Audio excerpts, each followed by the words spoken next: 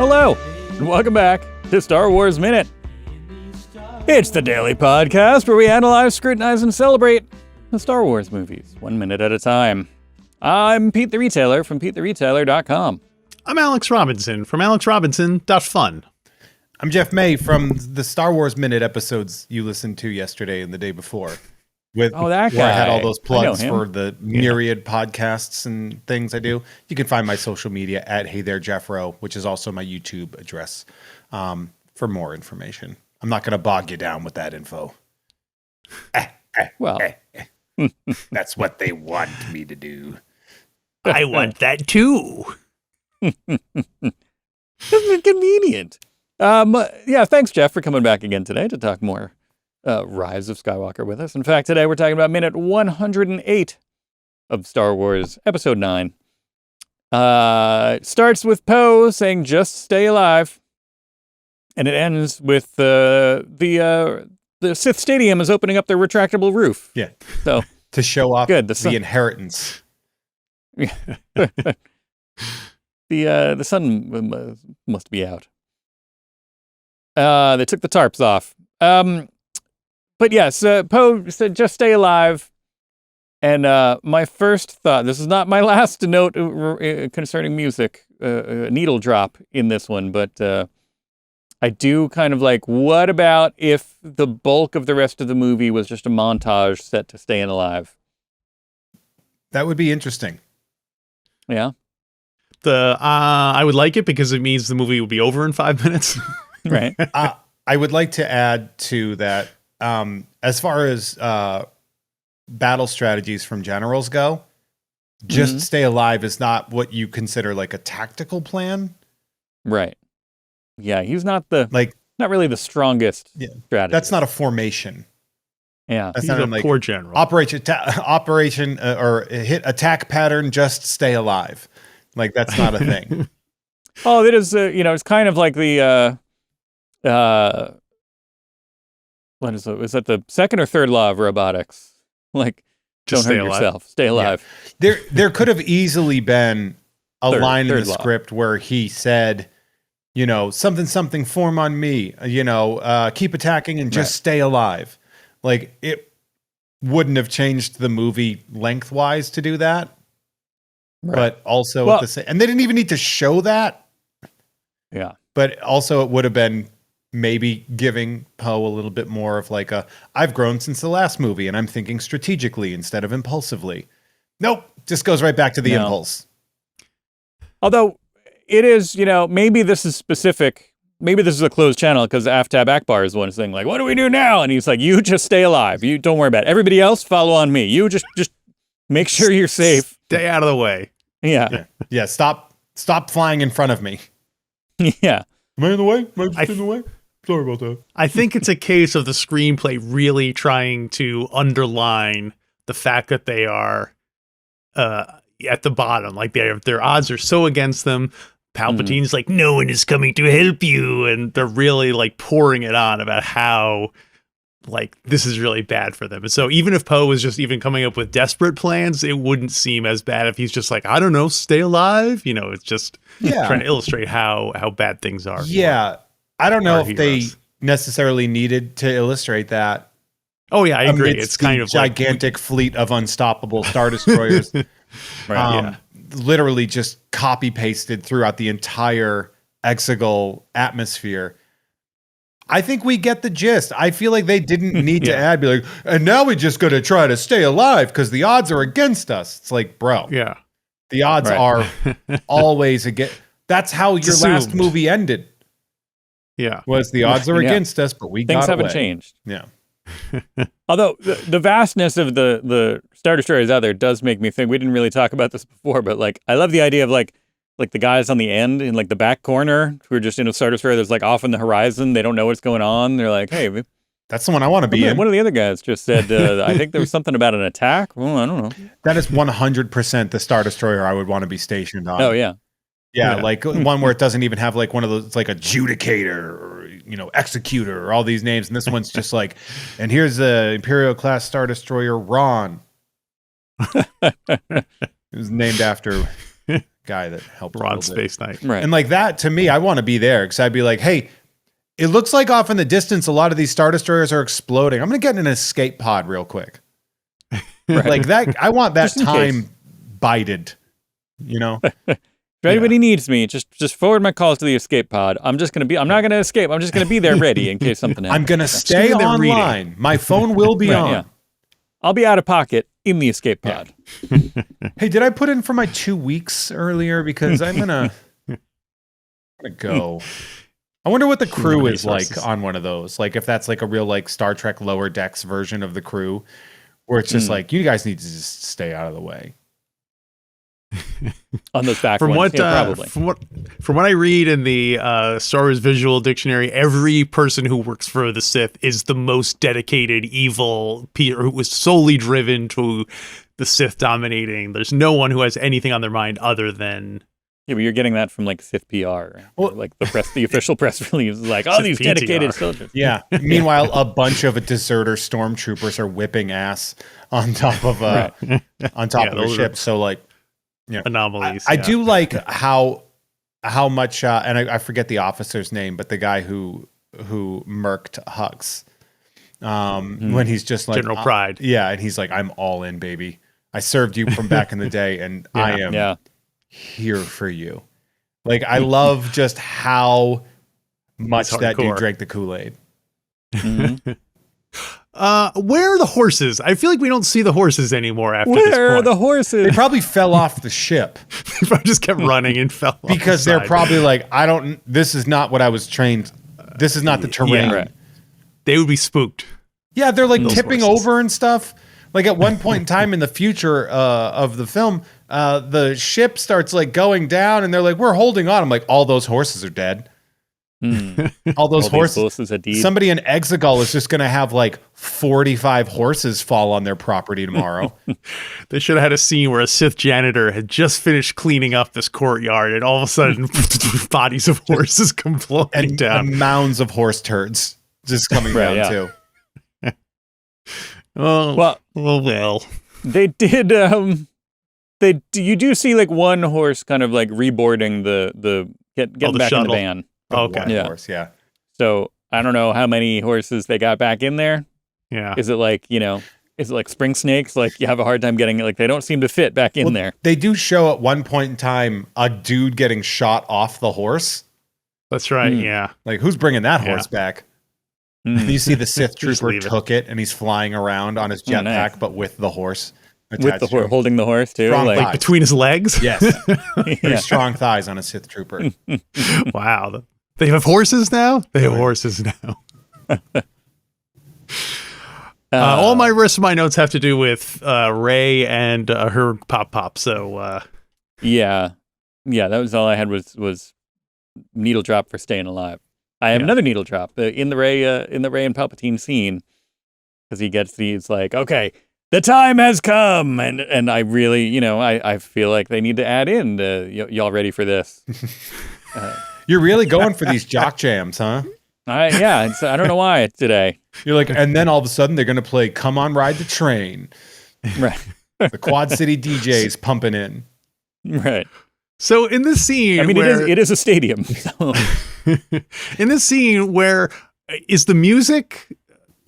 Is that supposed to be the Sith people all going, oh, and doing music? It's like a chorus, right? It looks like a chorus. Like it's so weirdly lit that you're like, are those people? People in Did robes? Rey know they were there? She seemed surprised when they started singing. Are those the fact that they're singing? Did Sheev like is he like the choir master telling them all their parts? And when she comes in, that's when the high falsettos, and yeah, he does like the like crescendoing. Yeah, the conductor kind of gestures and stuff like that. You wonder maybe if it's all the failed clones of Palpatine that he didn't feel good throwing away. Oh, so they're all it's just all like Snokes. Multiplicity Palpatines out there in the court. Wow, you're not evil enough. You go learn the oboe or something. We could teach them how to do like a choral thing. Yeah, don't like to waste work. It would seem quite wasteful. You wouldn't know it, but my singing voice is quite lovely, actually. we've spent a lot of money. We probably should be a little bit more resourceful. We are rebuilding an empire after all. We should, Right? Yeah. you know. They must spend a fortune on robes at that. I want to open the robe franchise on Exegol. That must be a sweet gig to Yeah, one robe store did great. I'm gonna see that movie, Robe One.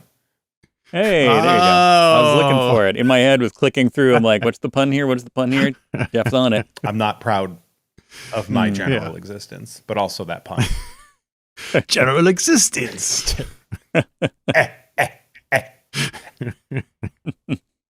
So yes, he says you're going to become. She says, "I'm not going to strike you down in hatred. I'm just going to stand here and just look at you."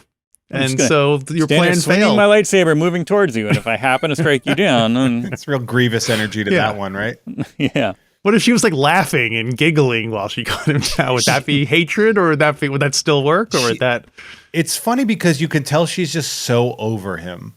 She's just like, he's annoying to her. Like, he's got all these plans and she's just like, oh. It would be like seeing a C-tier superhero. If you were like out, if you were out in like the Marvel universe and like D-Man came by to harass you and you just be like, I don't have time for this.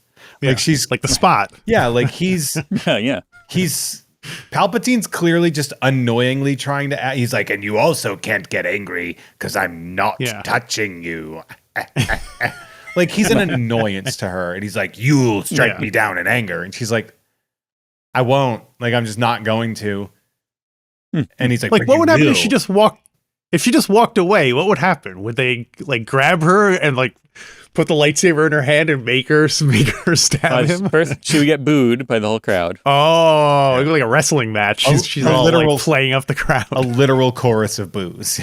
Yeah.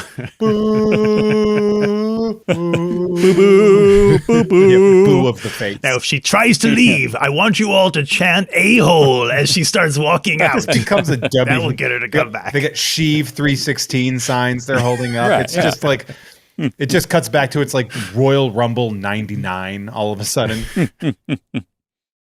I do like that she goes to walk away and then hears the crowd and then like looks around and gets flustered and then runs back in. Well, then we do get a run in soon, so that's good too. Oh yeah. Like, totally. Oh no, what's going to happen when? And then like, oh my God, is that Ben Solo's music?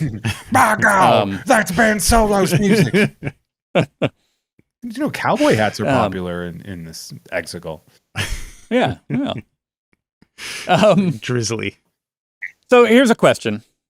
Yes. Here's a question for the panel. Okay. Sheev says like, oh, and when your master was here doing this whole thing, he was saved by his father, but all you have is me, your grandfather.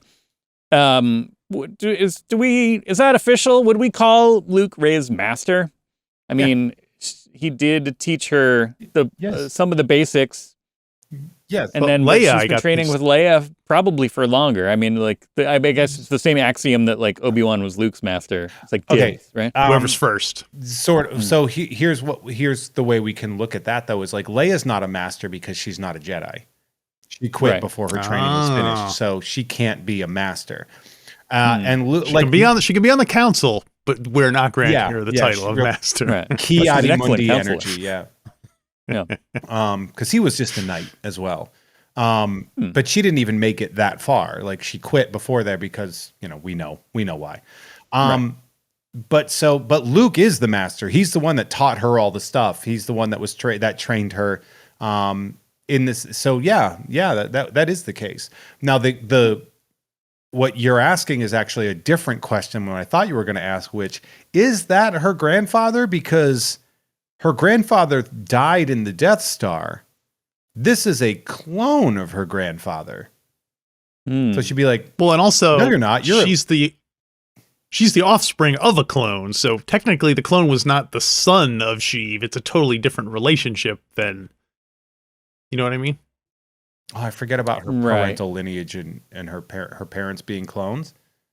Her father is supposed to be a failed clone of Palpatine. We don't know anything about her mother's generally. We don't really. Yeah, I wouldn't call that a failure. Yeah, I mean, it was a failure in that he didn't have Force powers, which is what she wanted. So that's what I mean by. So like her father looked like Sheev Palpatine. He didn't look like him in the flashback, but yeah, maybe like they don't. If he's a clone, he would look just clone. like Ian McDiarmid. Be like, Yeah. oh, that's weird. So it's Hey, I don't know if you know this. Good There are spot. some plot holes in this film. one I've heard bit. that. What this line in this movie?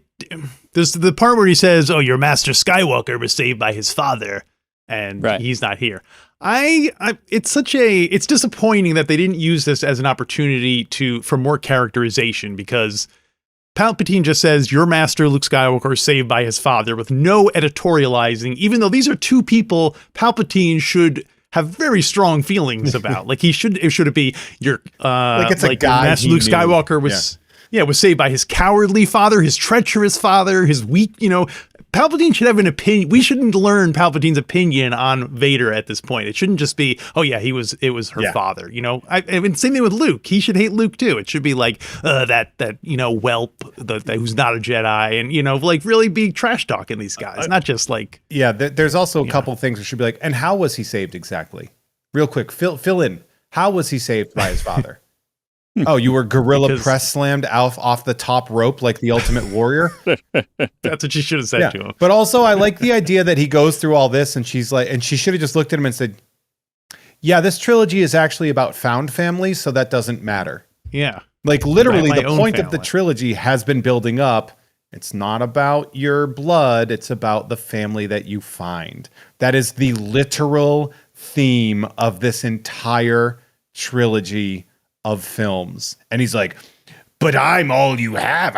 I'm the only family you have." And she'd be like, "You have not watched the last two movies, have you? Somehow you returned, but you did not think to go to a movie theater." I was busy building this fleet. I didn't have time for what I don't. Do you know how expensive it is to make Infinity Star Destroyers? Not the brand. Yeah. Like Acura Star Destroyers. And Acura TIE Fighters and Infinity Star Destroyers. It is, you guys have talked about this on the show since, right? The budget of building that 1,000 Palpatine Star came into, Destroyers. I'm assuming this is like one of those things where, like, if you go back in time and you deposit money into an account and then you come back 30 years later, the compounded interest has made it. Palpatine probably had some money in a bank account. Well, and also the labor rates at Exegol. That's why they do it in Exegol, because it's much cheaper to build them there and then ship them in. Outsourcing, than it is to build them. If they do it in the closer to the core, it's going to be far too cost prohibitive. But they do it out in Exegol. Exegol is like the India of the Star Wars galaxy. People work They're like, for we credits a outsourced day it to Exegol. Yeah, we couldn't do it to like Kessel. Are you kidding me? And also, I mean, correct me if I'm wrong, but haven't they retconned it where basically as soon as Palpatine took over, he started, because he knew eventually he was going to be overthrown, so he started sending material out to the unknown regions and start building. He was embezzling. That's like his his greatest crime. That's the worst part of it. Well, that's how they got him. That's how they, down the road. Yeah, that's how they got Al Capone and also Sheev Palpatine. Yeah. I do like that. That love to he's see so that. evil that he's also like, and I shoplift from mom and pop stores. The orphan fund, I took that.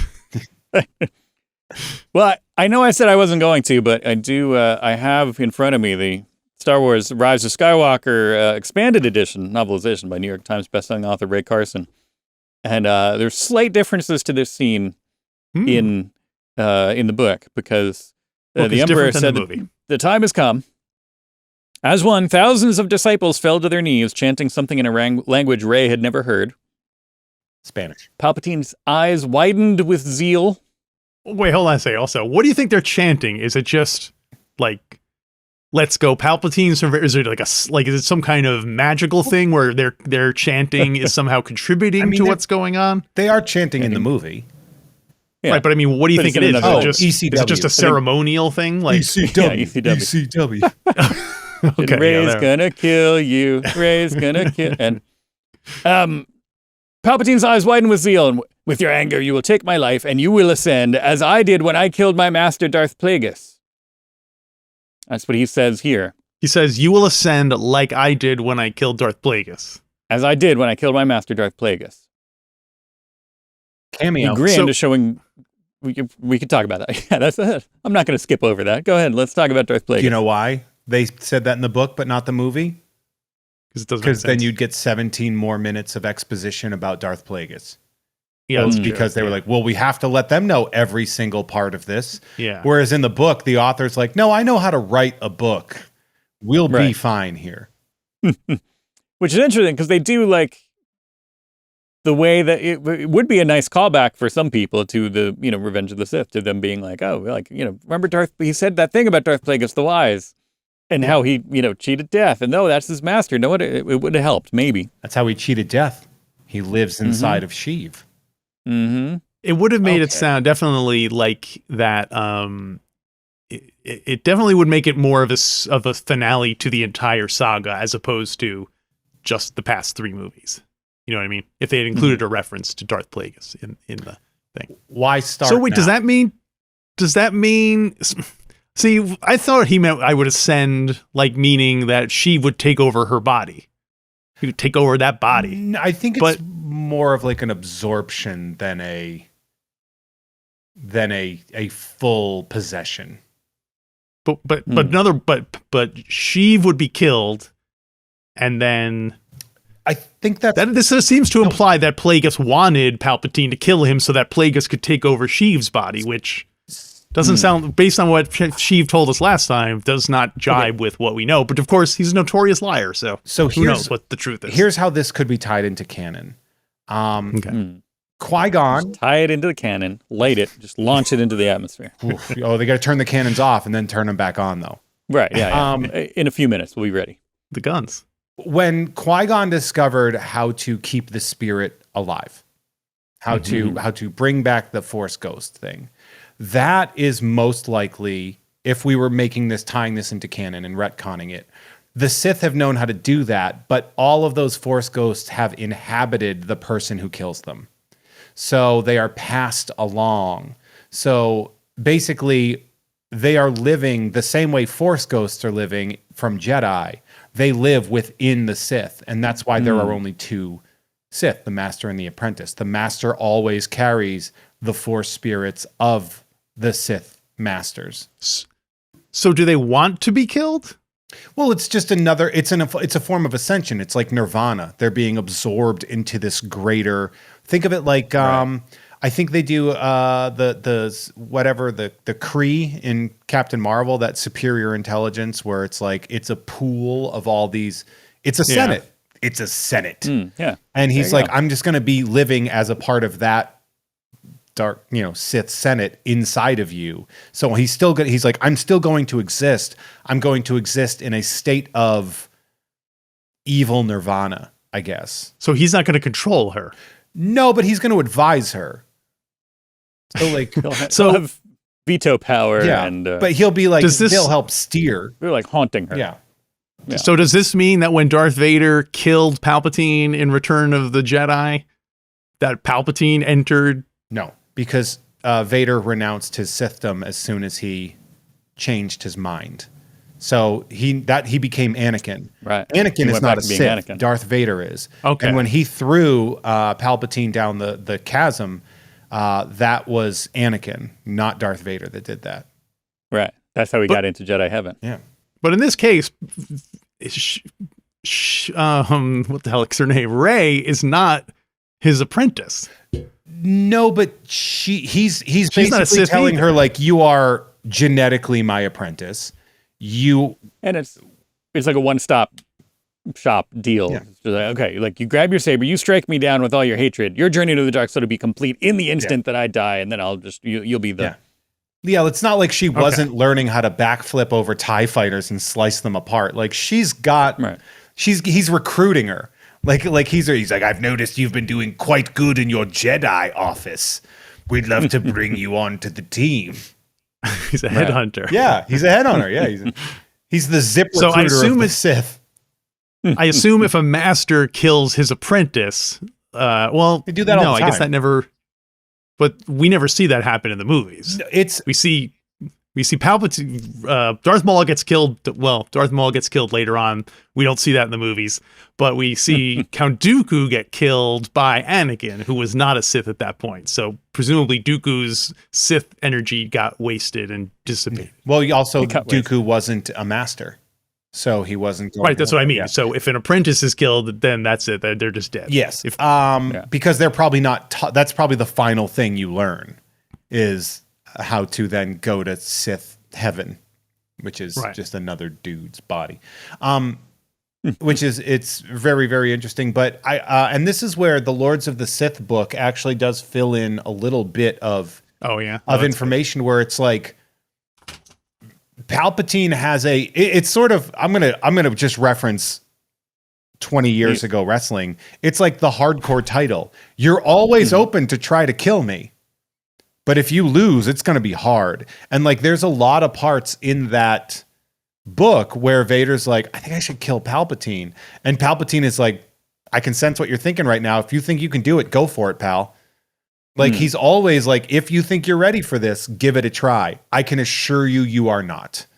Right. And that like actually Starscream and Megatron, in a sense. Yeah, but that does a very good job of tying in that sort of like Sith death wish that he has here, in that it's like there's always an open challenge when you're a Sith. Darth Maul had thought about it, and like all of, Duke, like they all think about it, but they know they won't be able to take him over, and he's just waiting for somebody to take over for him. So if in Empire, Luke said, join me, Luke, I am your father. Join me and we will overthrow the Emperor. And Luke said, you know what? I want to kill the Emperor. It's a pretty good idea. I'm going to do this. How does wouldn't Palpatine want them to kill him? Because that's the whole... Palpatine knows that Luke will fail, but he knows he'll turn him during that failure. So he's strike me down. He doesn't know it because he's wrong, so he doesn't know it. He thinks it. Well, remember when he goes to strike him down, Vader blocks it. Right. And he's like, oh, you got pretty close there. Like, he knows he's safe. Like, he feels comfortably safe. And he's like, I can turn you. You can kill your dad, and we'll be pretty powerful together. And again, it's also an evil scam. Right. Like, he's all about consolidating that power. Yeah. So when Vader said, join me and we will overthrow the Emperor, he was lying, basically, at that point. Yes. I think he thought that plan could work. Or Vader saying, join me. Together, we can overtake the Emperor, and I'll slice that dude in half. I'll do the dirty work, and then I'll be the Sith Master, and you can be my apprentice, father and son. Which is essentially what Palpatine's doing with Rey. He's like, well, you strike me down. It's got a family thing going on here. Yeah. See, I thought he was going to kill her, and then he was going to basically take over her body in the sense of like the sense that I'm trying to think that we wanted to see, where it was like, I think of it more as like not Black Panther, but like I know there's been stuff in pop culture where like people are inhabited. Like I know the Doctor, if you've ever read the Authority comic book, like they carry with them the spirits of all the previous Doctors. And so like, this is like whoever the Sith Master is, they are carrying the spirits of all the previous Sith Masters inside, which, spoiler alert, we find out that Jedi are doing the same thing right now. Because shortly. Yeah. We'll hear we'll hear it. Later, we'll hear a chorus of famous Jedi. The chorus of famous Jedi appearing tonight at the Sith Arena. ECW. EC. Well, that's all I have for 108. Heck yeah. Well, I did want to continue for a second. That it plays out slightly differently after he says Darth Plagueis. He grins, showing great teeth and oozing red gums. He says, now, raise your saber and strike me down. Rey frowned. Luke had warned her about this. All you want is for me to hate, but I won't, not even you. Weak like your parents. She shook her head. My parents are strong. They saved me from you. And he says, as if reading her thoughts about Luke, the Emperor said, I've made this very proposal before, but on that unfortunate day, Luke Skywalker had his father to save him. You do not. And he doesn't say, like, you only have me, he doesn't say you only have me. He just said Luke, he had his father to save him, and you don't. I'm looking ahead a little bit to see if he at any point says it, but doesn't seem like it. So he says that he made the same offer to Luke. Yes, I've made this very proposal before, but on that unfortunate day, Luke Skywalker had his father to save him, and you do not. So in this case, he's just lying, because at no point did he propose to Luke, kill me, and then I will take over your body, and you will be the Sith who will run the whole Empire. Not in as many words, but maybe that's what he was getting at when he said, strike me down with all of your hatred. Yeah. Right. But Luke wasn't his apprentice or his blood relative, so why would Sheev then go into Luke's body? He was trying to spark. I think he sensed that Luke was ultimately more powerful than Vader. And so what he's trying to do is he's trying to spark the conversion by getting him to attempt to strike him down, knowing that he would most likely kill Vader in the process, but because he will have given into his hate, and that's what killed his father, there's kind of no coming back from that. That's sort of the big emotional crux of the ending of Return of the Jedi, which is like, if you do kill your dad, you lose everything. You lose your humanity. Right. And that war's not... Unless you redeem yourself later. Yeah. You can redeem yourself later. It's fine. Yeah. I mean, always an out. Vader really got a get out of hell free card in that one because he's massacred a lot of people. Yeah. And really kind of comes back like there's real like primal fear energy behind him being like, well, I didn't do it. That was Vader. I'm Anakin. Right. Yeah. Look at my eyes. They're not yellow. Two different guys. Just ask Obi-Wan. Got blue eyes now. Yes, that was all I had. Then for what were we at? 108? 108. Jeff, hopefully your schedule is still clear. Hopefully you didn't get any last minute. No. Because we'll want to talk to you again tomorrow. Yeah. I turned down a lot of stuff for this, so yeah. All right. Well, we'll try to make it worth your while. In the meantime, hey, you see that behind Alex there? He's got a tapestry featuring Arvil Crown-Eye's greatest work there, his most memorable experience of the Star Destroyer crashing.